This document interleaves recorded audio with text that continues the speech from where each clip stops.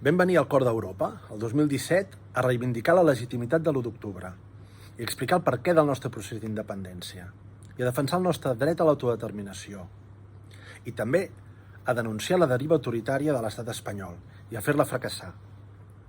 I durant tots aquests anys hem aconseguit moltes victòries a Europa, tant en el front judicial com en el polític.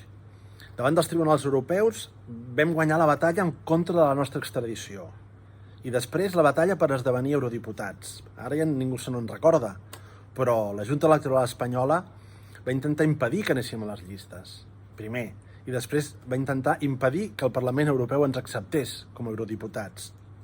Però vam guanyar. El Tribunal de Luxemburg no se'n van sortir i al gener del 2020 vam entrar al Parlament, acompanyats de molts de vosaltres.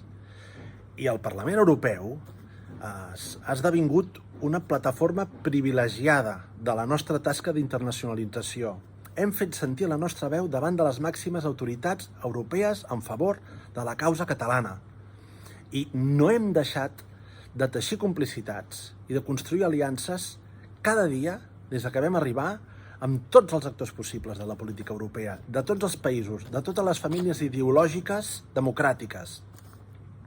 I de fet, si no haguéssim aguantat la posició, si no haguéssim fet present la repressió espanyola al cor de les institucions europees, avui no podríem oferir aquesta gran victòria política que és la llei d'amnistia al nostre país.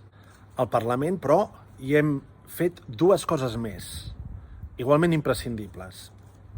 La primera, defensar els interessos dels ciutadans de Catalunya en tots aquells àmbits sectorials, econòmic, laboral, sanitari, cultural, lingüístic, ambiental, social, etc., en què hem tingut l'oportunitat de fer-ho.